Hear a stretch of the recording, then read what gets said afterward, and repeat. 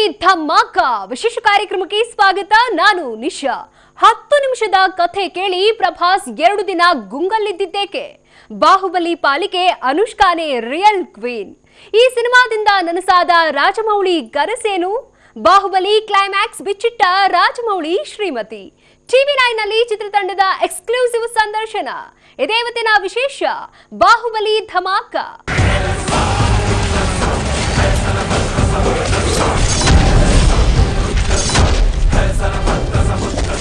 Bahubali ರಿಲೀಸ್ಗೆ count down ಶುರುವಾಗಿದೆ. ಇಡೀ ವಿಶ್ವವೇ ಕಾಯ್ತಿರೋ ಬಾಹುಬಲಿ ಕ್ಲೈಮ್ಯಾಕ್ಸ್ ರಿವೀಲ್ ಆಗೋ ಟೈಮ್ ಬಂದಾಗಿದೆ. ಆದ್ರೆ ಬಾಹುಬಲಿ ಇಂಡಿಯನ್ ಸಿನಿಮಾ ಆಗಿ ಕಮಾಲ್ ಮಾಡೋದ್ರ ಹಿಂದಿನ ಸೀಕ್ರೆಟ್ಗಳು ಒಂದೊಂದಾಗಿ ಹೊರಬೀಳ್ತಿವೆ. ಅಷ್ಟೇ ಅಲ್ಲ, ರಾಜಮೌಳಿ, ಪ್ರಭಾಸ್, ರಾಣಾ ಸೇರಿದಂತೆ ಇಡೀ ಚಿತ್ರತಂಡ ನಮ್ಮೊಂದಿಗೆ ಬಾಹುಬಲಿ ಹಿಂದಿನ ರೋಚಕ ಕಥೆಯನ್ನು ಸ್ಪೆಷಲ್ ಇಂಟ್ರೆಸ್ಟಿಂಗ್ ಸ್ಟೋರಿ ಇಲ್ಲಿದೆ ನೋಡಿ. ಬಾಹುಬಲಿ ಸಿನಿಮಾ ಸಂತ ರಾಜಮೌಳಿ ಕನಸಿನ ಕೂಸು. ತೆಲುಗು ಚಿತ್ರರಂಗ ಕಂಡ ಅತ್ಯದ್ಭುತ ದೃಶ್ಯ ಕಾವ್ಯ. ಬರೀ ತೆಲುಗು ಸಿನಿಮಾ ಅಲ್ಲ, ಸೌತ್ ಇಂಡಿಯನ್ ಸಿನಿಮಾನೂ ಅಲ್ಲ, ಅದು ಭಾರತೀಯ ಚಿತ್ರರಂಗದ ಮಾಸ್ಟರ್ ಪೀಸ್. ಇಂಡಿಯನ್ ಸಿನಿಮಾ ಆಗಿ ಅಂತಾರಾಷ್ಟ್ರೀಯ ಮಟ್ಟದಲ್ಲಿ ಕಮಾಲ್ ಮಾಡ್ತಾ ಇರೋ ಮಹಾದೃಶ್ಯ ಕಾವ್ಯ. ನೋಡುಗರನ್ನ ಮಾಹಿಷ್ಮತಿ ಸಾಮ್ರಾಜ್ಯದೊಳಗೆ ಕರೆದೊಯ್ಯೋ ಶಕ್ತಿ ಇರುವಂತಹ ಮಾಯಾವಿ ಮಹಾಚಿತ್ರ. నువ్వు నా పక్కనున్నంత వరకు నన్ను చంపే మగాడింకా పుట్టలేదు మామా. ಎಸ್, ಬಾಹುಬಲಿ ಚಿತ್ರದ ಒಂದೊಂದು ಪಾತ್ರ ಕೂಡ ನೋಡುಗರ ಹುಬ್ಬೇರಿಸುತ್ತೆ.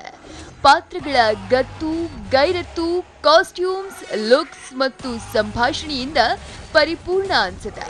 ಅವು ಬರೀ ಪಾತ್ರಗಳಾಗದೆ ಇತಿಹಾಸ ಸೃಷ್ಟಿಸೋ ಎವರ್ಗ್ರೀನ್ ರೋಲ್ ಮಾಡೆಲ್ಗಳಾಗಿ ಮೂಡಿ ಮಾಡುತ್ತವೆ. ಬಾಹುಬಲಿ, ಬಲ್ಲಾಳದೇವ, ಶಿವಗಾಮಿ, ದೇವಸೇನ, ಕಟ್ಟಪ್ಪ, ಬಿಚ್ಚಳದೇವ ಹೀಗೆ ಒಂದೊಂದು ಪಾತ್ರ ಕೂಡ ಚಿತ್ರದ ವೈಭವತೆಯನ್ನ ಮತ್ತೊಂದು ಲೆವೆಲ್ಗೆ ಕೊಂಡೊಯ್ತಿವೆ.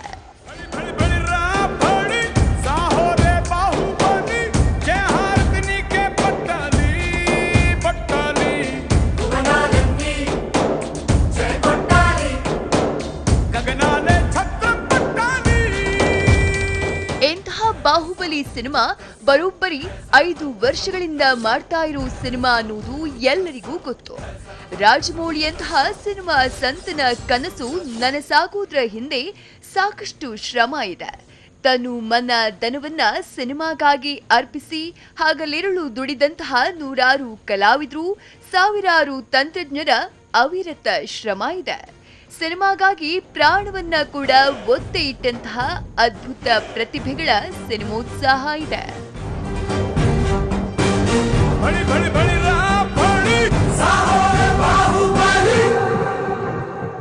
ಆದ್ರೆ ಬಾಹುಬಲಿ ನಿಜಕ್ಕೂ ಶುರುವಾಗಿತ್ತು ಹೇಗೆ?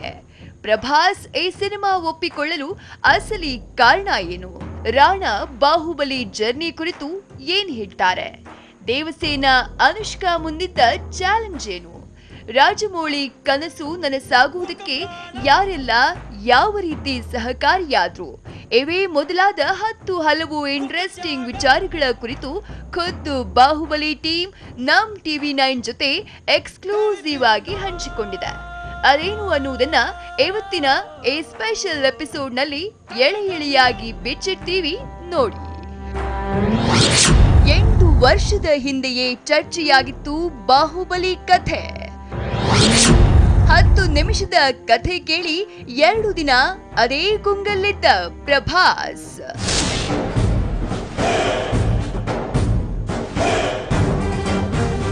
ಬಾಹುಬಲಿ ಸಿನಿಮಾ ಮಾಡುವುದನ್ನ ಪ್ರಭಾಸ್ ಬಳಿ ರಾಜಮೌಳಿ 8 ವರ್ಷಗಳ ಹಿಂದೆಯೇ ಹೇಳಿದ್ರು. ರೆಬೆಲ್ ಚಿತ್ರದ ಡಬ್ಬಿಂಗ್ ನಲ್ಲಿ ರಾಜಮೌಳಿ ಹೇಳಿದ 10 ನಿಮಿಷದ ಒನ್ ಲೈನ್ ಸ್ಟೋರಿ ಕೇಳಿ 2 ದಿನ ಅದೇ ಗುಂಗಲ್ಲಿದ್ರು ಪ್ರಭಾಸ್. ಇದನ್ನ ಖುದ್ದು ಪ್ರಭಾಸೇ ನಮ್ಮೊಂದಿಗೆ ರಿವೀಲ್ ಮಾಡಿದ್ದಾರೆ ನೋಡಿ.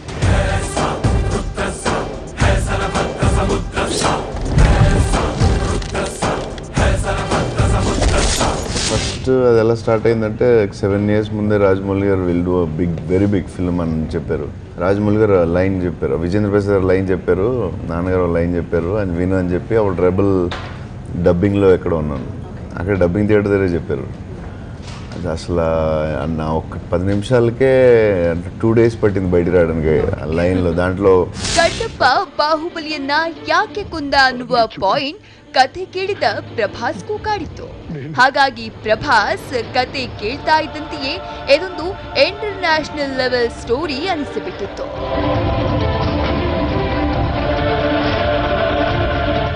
కట్టప్ప చంపడం దాంట్లో ఒక సీన్ ఇంకా సెకండ్ పార్ట్లో మీరు చూస్తారు.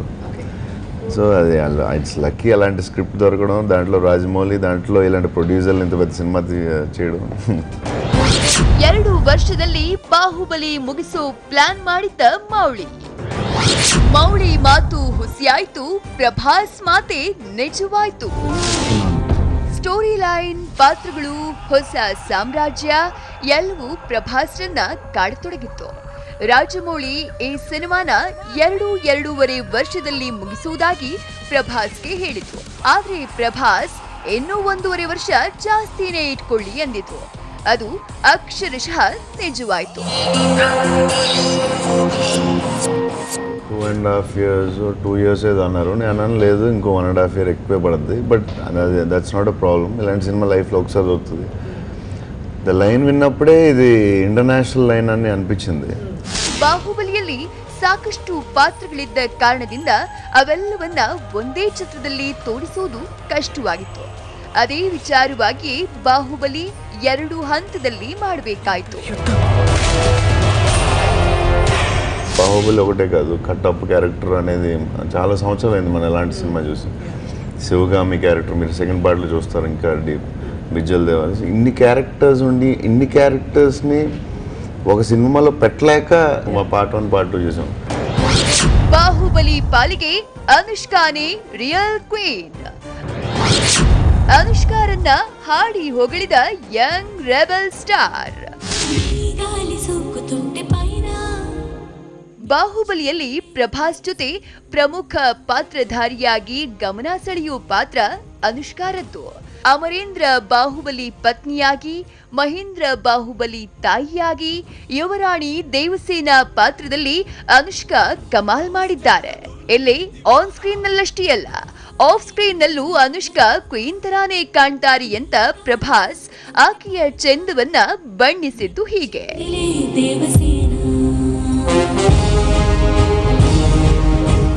మదర్ క్యారెక్టర్ గురించి ఏంటి అంటే ఇది character Devasena character anyway you can pull off, we all know that you look like a queen.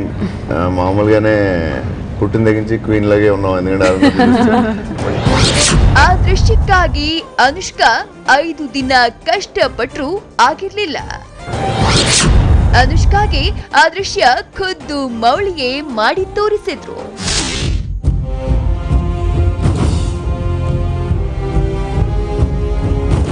Bahubali ಮೊದಲ ಭಾಗದಲ್ಲಿ ಡಿಗ್ಲಾಮರ್ ಪಾತ್ರದಲ್ಲಿದ್ದ ದೇವಸೇನಾಗೆ ಬಂದಿ ಖಾನೆಯಲ್ಲಿ ಬಂಧಿಯಾಗಿದ್ದ ದೃಶ್ಯ ಮಾಡುವುದು ಕಷ್ಟವಾಗಿತ್ತಂತೆ. ಅನುಷ್ಕಾ 5-6 ದಿನ ಮಾಡಿದ್ರೂ ಆ ದೃಶ್ಯಕ್ಕೆ ಜೀವ ತುಂಬೋದು ಕಷ್ಟವಾಗಿತ್ತು. ಆದ್ರೆ ನಿರ್ದೇಶಕ ರಾಜಮೌಳಿ ಒಮ್ಮೆ ಅದನ್ನ ಆರ್ಟ್ ಡೈರೆಕ್ಟರ್ ಮೂಲಕ ಬದಲಾವಣೆಗೊಳಿಸಿ ನಟಿಸಿ ತೋರಿಸಿದ್ರಂತೆ.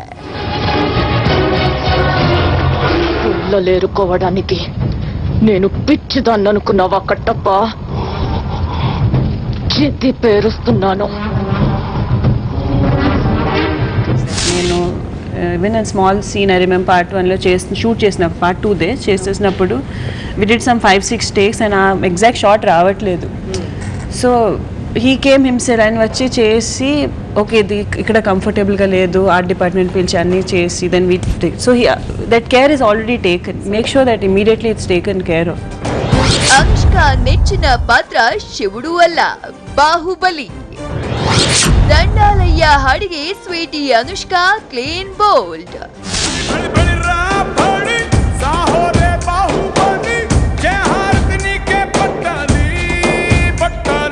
ಅನುಷ್ಕಾ ಶೆಟ್ಟಿಯಂತೆ ಪ್ರಭಾಸ್ಗೂ ಇಲ್ಲಿ 2 ಪಾತ್ರಗಳಿವೆ. ಒಂದು ಶಿವುಡು, ಮತ್ತೊಂದು ಬಾಹುಬಲಿ. ಅನುಷ್ಕಾಗೆ ಮಾತ್ರ ಮಗ ಪಾತ್ರಧಾರಿ ಶಿವುಡುಗಿಂತ ಬಾಹುಬಲಿ ಪಾತ್ರಧಾರಿ ಪ್ರಭಾಸೇ ಇಷ್ಟವಂತೆ. ಇನ್ನು ಬಾಹುಬಲಿ 2ನಲ್ಲಿ ದಂಡಾಲಯ್ಯ ಹಾಡಿಗೆ ಫಿದಾ ಆಗಿದ್ದಾರೆ ಅನುಷ್ಕಾ. ಅಷ್ಟೇ ಅಲ್ಲ, ಎರಡನೇ ಫೇವರಿಟ್ ಹಾಡಾಗಿ ಸಾಹೋರೆ ಬಾಹುಬಲಿ ಹಾಡಿನ ದೃಶ್ಯ ಚಿತ್ತಾರಕ್ಕೆ ಮರುಳಾಗಿದ್ದಾರಂತೆ.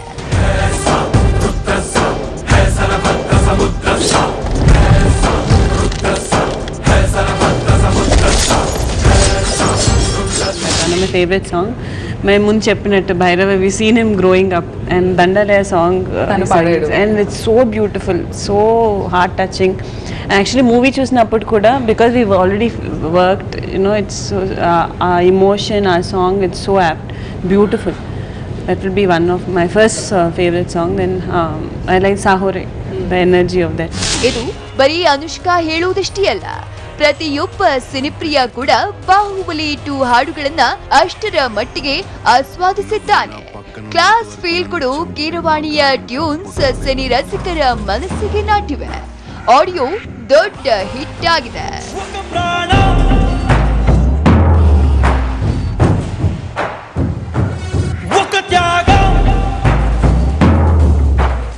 ಬಾಹುಬಲಿಯಲ್ಲಿ ಪ್ರಭಾಸ್ ನೆಚ್ಚಿನ ಪಾತ್ರ ಯಾವುದು? ರಾಜಮೌಳಿ ಹೇಳಿದ ಬಾಹುಬಲಿಯ ಫಾದರ್ ಆಫ್ ಆಕ್ಷನ್ ಯಾವುದು ಅನ್ನೋದನ್ನ ನೋಡೋಣ ಚಿಕ್ಕದೊಂದು ಬ್ರೇಕ್ ಆದ್ಮೇಲೆ.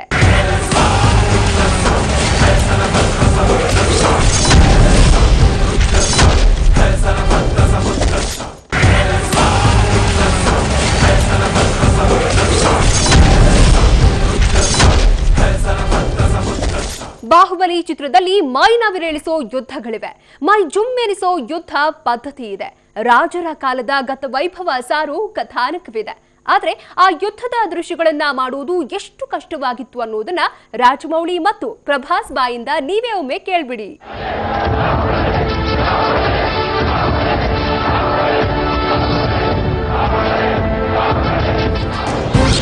ಪ್ರಭಾಸ್ಗೆ ತೂಕವಾಗಿ ಪರಿಣಮಿಸಿದ್ದ ಕಿರೀಟ ಮತ್ತು ಕತ್ತಿ.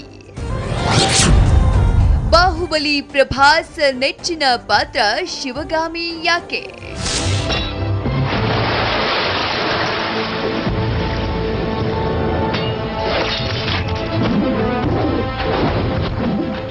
ಹೌದು, ಬಾಹುಬಲಿ ಚಿತ್ರದಲ್ಲಿ ಭಯಾನಕ ಯುದ್ಧ ಸನ್ನಿವೇಶಗಳು ಸಾಕಷ್ಟಿವೆ.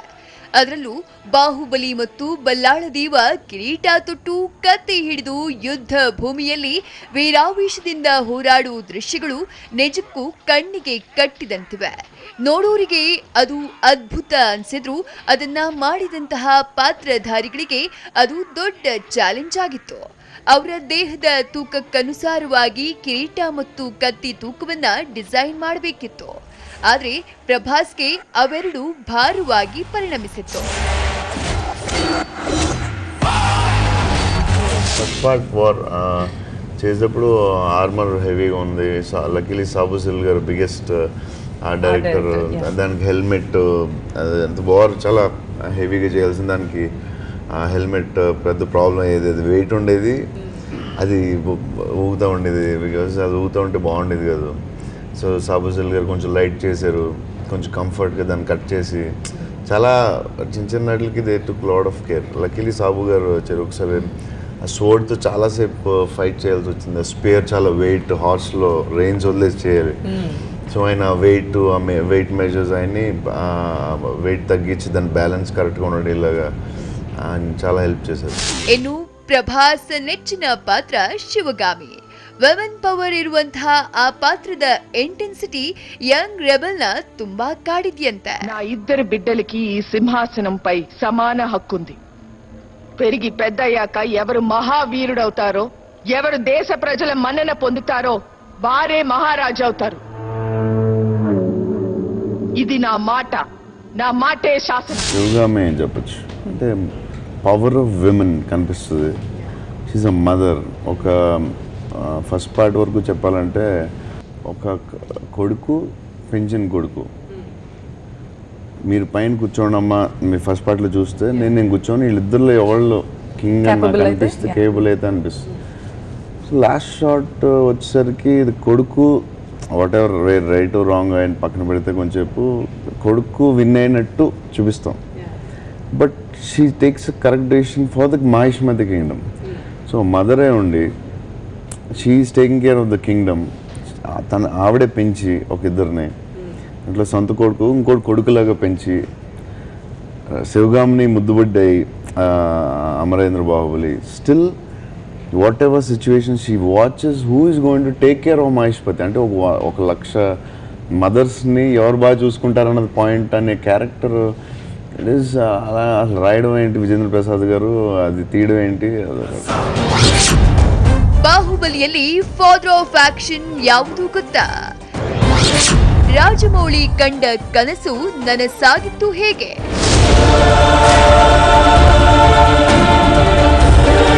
ಭಾಗ 1ರಲ್ಲಿ ಬರೀ ಶತ್ರುಗಳನ್ನ ಚೆಂಡಾಡಿದ ಬಾಹುಬಲಿ ಬಲ್ಲಾಳರನ್ನ ನೋಡಿದ್ರೆ, ಆದ್ರೀಗ ಅದೇ ಬಾಹುಬಲಿ ಬಲ್ಲಾಳ ಕಾದಾಡುವ ಥ್ರಿಲ್ಲಿಂಗ್ ಕ್ಷಣಗಳನ್ನ ನೋಡೋಕೆ ಸಿದ್ಧರಾಗಿ ಅಂತಾರೆ ನಿರ್ದೇಶಕ ರಾಜಮೌಳಿ.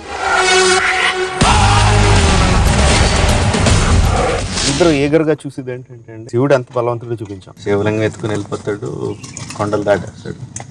మల్లాల దేవుడు ఎంత బలవంతుడో చూపించాం. తొనపొత్తు కూడా వేరే హ్యాండ్స్తో ఫైట్ చేయగలడు. పెద్ద వార్ సీక్వెన్స్ చూపించాం, బట్ అసలైంది పెట్టలేదండి. వాళ్ళిద్దరు కొట్టుకుంటే ఎలా ఉంటుందో చూపించలే. సో సెకండ్ పార్ట్లో కూడా ఆబ్వియస్లీ వార్ సీక్వెన్సెస్ ఉంటాయి, యాక్షన్ సీక్వెన్సెస్ ఉంటాయి, బ్రహ్మాండంగా ఉంటాయి. బట్ అన్నిటికంటే the father of action is Prabhas and Rana fight.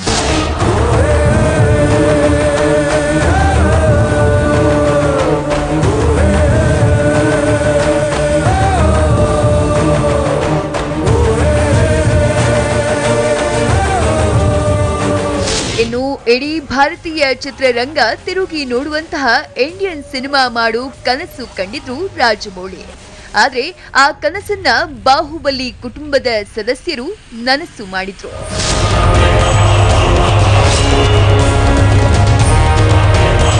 కథకుడుగా story టెల్లర్గా ఉండే మెయిన్ ఇదేంటంటే మన కథ 100 మంది వినాలి, 1000 మంది వినాలి, 1,00,000 మంది వినాలి, ఎక్కువ మంది మన కథ వినాలి. ఆబ్వియస్గా హిందీ సినిమా చేస్తే తెలుగు సినిమా కన్నా ఎక్కువ మంది చూస్తారు. That is the main thing. లక్కీగా బాహుబలి ఏంటంటే అండి తెలుగు, హిందీ, కన్నడ సంబంధం లేదు. ఆ బ్యారియర్స్ అన్నిటినీ బ్రేక్ చేసేసి అది ఇండియన్ సినిమా అయిపోయింది. అలాంటి సినిమా తీయాలని ఎక్కువ ఉంటుందండి. నా వరకు నాకు ఇండియన్ సినిమా చేయాలి, దాన్ని ఇండియా అంతా డెఫినెట్గా చూపించాలి. ప్రపంచంలో ఇంక ఎంత లెవెల్ వరకు తీసుకెళ్ళగలిగితే అంత, ప్రపంచంలో ఉన్న జనాలు ఎంతమంది చూడగలిగితే అంత సక్సెస్, అంత ಬೆಟರ್ అని ಏಮ್ ಅಂತೆ. ಒಂದೇ ಕುಟುಂಬದ ಸದಸ್ಯರಂತೆ ಬೆರೆತು ಹೋಗಿದ್ದ ಚಿತ್ರತಂಡ ಛತ್ರಪತಿಯಿಂದಲೇ ಮೌಳಿ ಕುಟುಂಬದವನಾಗಿ ಬಿಟ್ಟಿದ್ದ ಪ್ರಭಾಸ್.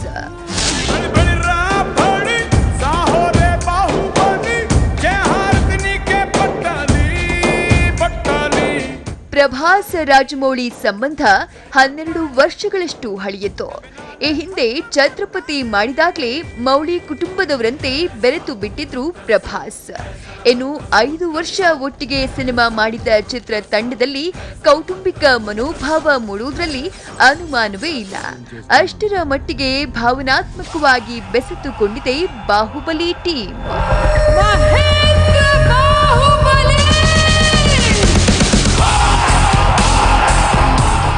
ఫ్యామిలీ అది చూస్తుంటేనే ఒక చిన్న తెలియకుండా వైబ్రేషన్ వచ్చేస్తుంది. ఇలా రాజమౌళి గారు, కీరవాణి గారు, అమ్మగారు, ఇల్లే కాదు, కార్తిక్ అలా అబ్బాయి భైరవ, సింహాలను చూస్తుంటే అసలు సక్సెస్ ఫీలింగ్ అనేది వాళ్ళకి ఇప్పుడు కనపడదు. అసలు చిన్న సింహ, కార్తిక్, భైరవ వీళ్ళందరూ నా ముందే పెరిగారు. వాళ్ళందరూ ఇప్పటికీ ఎంత సాఫ్ట్ అంటే వాళ్ళకి ఈగో అనేది లేదు, వెరీ డౌన్ టు ఎర్త్ ఉంటారు. అన్ని సక్సెస్లో దే డైరెక్ట్ లైవ్గా చూస్తున్నారు. రాజమౌళి సక్సెస్ గారు, కీరవాణి గారు సక్సెస్ అంటే the group in biggest successful Vijayendra Prasad garu. కానీ ಬಾಹುಬಲಿ ಕ್ಲೈಮ್ಯಾಕ್ಸ್ ಬಿಚ್ಚಿಟ್ಟ ರಾಜಮೌಳಿ ಶ್ರೀಮತಿ. ವಾಯ್ಸ್ ಸೀಕ್ರೆಟ್ಗೆ ಕಾಮಾ ಹಾಕಲು ಯೋಚಿಸಿದ್ದ ಟೀಮ್.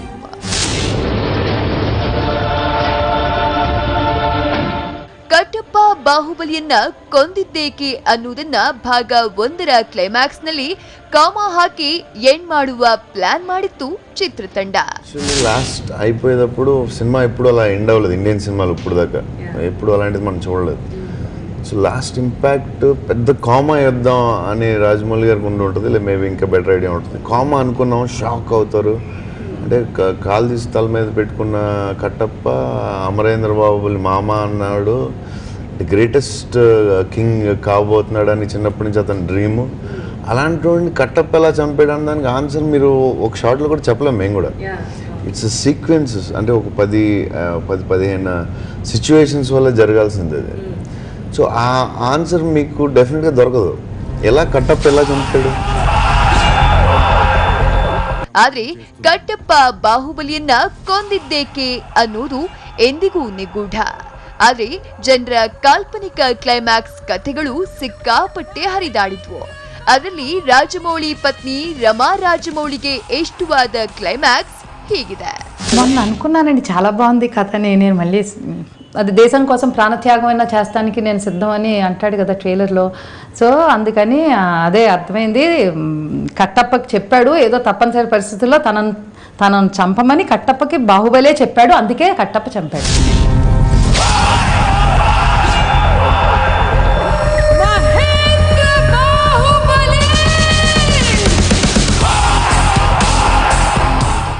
ಒಟ್ಟಾರೆ ಬಾಹುಬಲಿ ವಿಶೇಷತೆಗಳ ಬಗ್ಗೆ ಚಿತ್ರತಂಡ ಹೇಳ್ತಿರೋದು ನೋಡ್ತಿದ್ರೆ ಸಾರ್ವಕಾಲಿಕ ದಾಖಲೆ ಬರೆಯೋ ಸೂಚನೆ ಸಿಕ್ಕಿದೆ. ಇನ್ನು ಇದೇ ಶುಕ್ರವಾರ ತೆರೆಗೆ ಬರ್ತಿರೋ ಬಾಹುಬಲಿ 1000 ಕೋಟಿ ಕಲೆಕ್ಷನ್ ಮಾಡುತ್ತಾ ಅನ್ನೋದನ್ನ ಕಾದು ನೋಡಬೇಕು. ಇದು ಈ ಹೊತ್ತಿನ ವಿಶೇಷ. ನಿರಂತರ ಸುದ್ದಿಗಾಗಿ ನೋಡ್ತಾರಿ TV9.